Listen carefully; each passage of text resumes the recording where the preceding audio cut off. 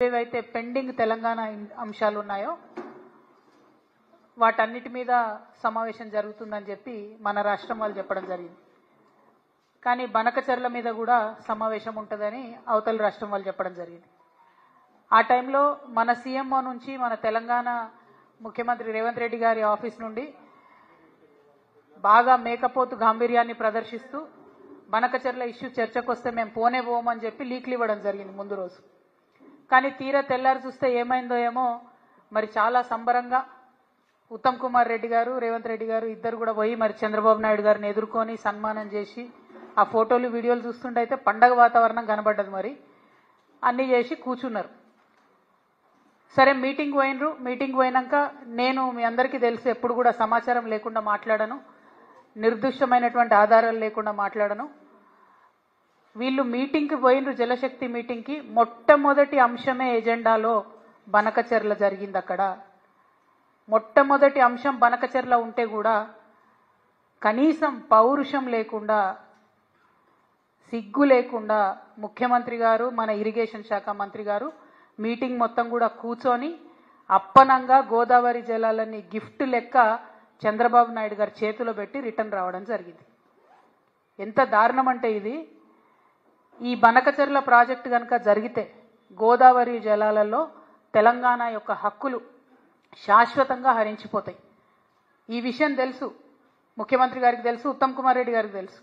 అయినా అటెండ్ అయినరు, అయినా పోయినరు. పోయి ఉల్టా సన్మానాలు చేయించుకొని దండలు వేయించుకొని నీళ్లు అప్పనంగా అప్పచెప్పి వెనక్కి రావడం జరిగింది. నిజంగా ఎంత బాధ అనిపించిందంటే ఆడ చంద్రబాబు నాయుడు గారు సన్మానం చేస్తుంటే ముఖ్యమంత్రి గారి ముఖం ఆనందంతో వెలిగిపోతున్నది. కానీ నాకైతే బలిక బక్రాన్ చూసినట్టు అనిపించింది. కానీ ఇక్కడ బలయ్యేది ఎవరు? తెలంగాణ ప్రజలు. తెలంగాణ ప్రజల యొక్క హక్కులు, గోదావరి నదీ జలాల్లో శాశ్వతంగా హక్కులు కోల్పోతాం.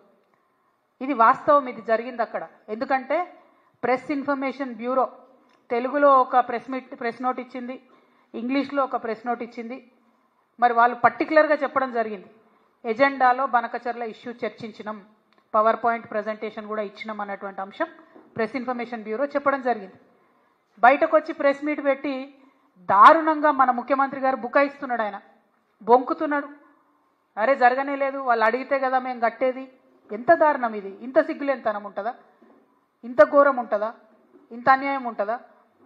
జరిగింది వాస్తవంగా. అక్కడ అంతమంది సీనియర్ ఆంధ్ర ఇంజనీర్లు ఉన్నారు, ఇక్కడ సీనియర్ తెలంగాణ ఇంజనీర్లు ఉన్నారు. జరుగుతున్నటువంటి నష్టమేంది? మీరు ప్రదర్శిస్తున్నటువంటి వైఖరేంది? ఇంత నాన్ సీరియస్గా ఉండేటటువంటి ముఖ్యమంత్రికి నిజంగా మన రాష్ట్రాన్ని పరిపాలన చేసే హక్కే లేదు. ముఖ్యమంత్రి గారు తక్షణమే రాజీనామా చేయాలని ఈ సందర్భంగా నేను డిమాండ్ చేస్తూ ఉన్నాను. ఇక ముఖ్యమంత్రి గారు ఇంకో మాట అంటాడు, ఆ మీటింగ్లో మేము 4 విజయాలు సాధించినామని చెప్తున్నాడు. ఆ 4 విజయాలు ఏంటిది? ఒకటి, టెలిమెట్రీకి సంబంధించినటువంటి ఇన్స్ట్రుమెంట్స్ మేము ఇన్స్టాల్ చేస్తామన్నారు. అందులో కొత్తదనం ఏం లేదు. ఫేజ్ 1 ఎప్పుడో స్టార్ట్ అయింది, ఇది ఫేజ్ 2. అది జరగాల్సిందే, కంటిన్యూషనే. అందులో విషయమే లేదు. ఆయన దాన్ని విజయంగా చెప్తా ఉన్నాడు. అదేవిధంగా ఇంకొక మాట, ఇక్కడ కృష్ణా రివర్ మేనేజ్మెంట్ బోర్డు విజయవాడలో పెట్టాలని కొత్తగా నిర్ణయం అయిందని చెప్తుండ్రు.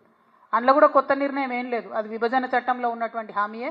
గోదావరి మేనేజ్మెంట్ బోర్డు హైదరాబాద్లో ఉంటే కృష్ణా రివర్ మేనేజ్మెంట్ బోర్డు ఆంధ్రాలో ఉంటుంది. అందులో పెద్ద విషయం ఏం లేదు, కొత్తది లేదు, ఈయన సాధించింది కూడా ఏం లేదు.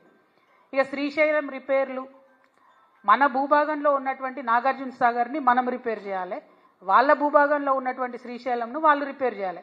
అది కూడా విభజన చట్టంలో ఉన్నటువంటిదే. ఇప్పుడు ఈయన కొత్తగా సాధించిందే లేదు, తెచ్చింది లేదు. దాన్ని కూడా మా విజయం అని చెప్తా ఉన్నారు. ఇక 4వది ఆఫీసర్స్ కమిటీ.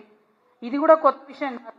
ఇదివరకు కూడా ఇదే నదుల అనుసంధానం విషయం జరిగినప్పుడు ఇప్పుడు కూడా ఆఫీసర్స్ కమిటీ వేసిరు, ఇప్పుడు కూడా ఆఫీసర్స్ కమిటీ వేసిరు.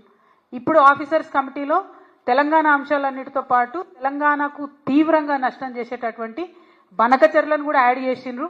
అది ఈయన అక్కడ దగ్గరుండి కూర్చొని చూసి సంతకం పెట్టి ఇక్కడికి వచ్చిండ్రు. అదొకటే కొత్తదనం, అదొకటే ఆయన సాధించుకొచ్చిన విజయం.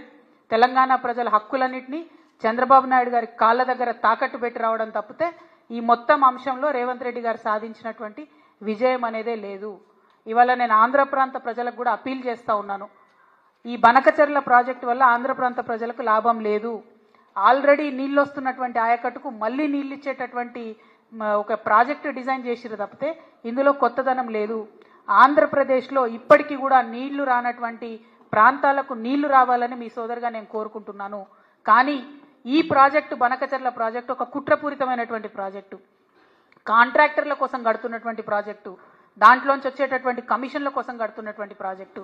ఇవాళ నేను సవాల్ చేస్తా ఉన్నాను, ఖచ్చితంగా ఇదే ప్రాజెక్టు మెగా కృష్ణారెడ్డి గారికే ఇవ్వడం జరుగుతుంది. మళ్ళీ మెగా ఇంజనీరింగ్ కంపెనీ నుండి తనకొచ్చేటటువంటి వాటా కోసం మన భవిష్యత్తుని గోదావరి నది జలాల వాటాను మొత్తం కూడా తాకట్టు పెట్టి మన ముఖ్యమంత్రి రేవంత్ రెడ్డి గారు హైదరాబాద్ రావడం జరిగింది. మీరు చూడండి, ఇది జరగకపోతే రేపు ఈ ప్రాజెక్టు మెగా ఇంజనీరింగ్కి ఇవ్వకపోతే మీరు చూడండి. ఎందుకంటే దీని వెనుక జరుగుతున్నటువంటి కుట్ర అవగాహన ఉన్నటువంటి వ్యక్తిగా నేను చెప్తా ఉన్నాను. ఖచ్చితంగా రేపు ఇదే జరగబోతా ఉంది. ముఖ్యమంత్రి గారు అక్కడికి పోయింది మెగా కంపెనీ కోసం. మెగా కంపెనీలో 85,000 కోట్ల ప్రాజెక్టులో ఆయనకు వచ్చేటటువంటి వాటా కోసం పోయిన తప్ప ఇంకో దానికి పోలే. ఇంకొక మాట, central water commission, Godavari river management board, Polavaram project authority ఇవన్నీ కూడా Banakacherla project pre feasibility report అని ఉంటుంది, దాన్ని రిజెక్ట్ చేసినాయి. అయినా ఎందుకు పోయినరు, అయినా ఎందుకు కూర్చున్నారు? మళ్ళీ బయటకు వచ్చి ఏం చెప్తారు ముఖ్యమంత్రి గారు? ఇదంతా ఉట్టిదే, అనఫిషియల్, ఇది అనఫిషియల్ మీటింగ్ అంటారు. అసలు అనఫిషియల్ మీటింగ్ ఎందుకు పోయింది? మరి అనఫిషియల్ మీటింగ్ 2 రాష్ట్రాల ముఖ్యమంత్రులు, ఒక జలశక్తి కేంద్ర జలశక్తి మంత్రి ఉంటాడు, దానికి అఫీషియల్గా పిఐబి ఇస్తుందా రిపోర్ట్? అంటే అఫీషియల్గానో అనఫీషియల్గానో మొత్తానికైతే చంద్రబాబు నాయుడు గారి ఎజెండా ఇంప్లిమెంట్ చేయడానికి పోయినరు తప్పితే ఇంకోటి కాదు అన్న విషయం ఇవాళ తెలంగాణ ప్రజలందరూ కూడా గమనించుకోవాలి. ఈయన చంద్రబాబు నాయుడు గారికి సద్ది మోస్తున్నాడు, తెలంగాణ బిడ్డలనేమో ఎండబెట్టేటటువంటి ప్రయత్నం చేస్తున్నాడు. ఈ వైఖరిని మేము తీవ్రంగా విమర్శిస్తూ ఉన్నాం. మేము తెలంగాణ జాగృతి నుండి, మీ అందరికీ తెలుసు, ఇదివరకు ఉమ్మడి ఆంధ్ర రాష్ట్రంలో ఉన్నప్పుడు కూడా పోలవరం ప్రాజెక్టు మీద న్యాయ పోరాటం చేసినాం. ఇవాళ మేము చూస్తున్నాం, కాంగ్రెస్ పార్టీ తెలంగాణను ఫెయిల్ చేస్తున్నది. భారతీయ జనతా పార్టీ అయితే మాటనే మాట్లాడతలేదు. అందుకనే మాలాంటి సంస్థలు ఇప్పుడు ముందుకు రావాల్సినటువంటి అవసరం ఉన్నది. తెలంగాణ జాగృతి నుండి న్యాయ పోరాటం చేస్తాం. తప్పకుండా బనకచర్ల ప్రాజెక్టును ఆపి తీరుతామని కూడా ఈ సందర్భంగా మేము తెలియజేస్తా ఉన్నాము.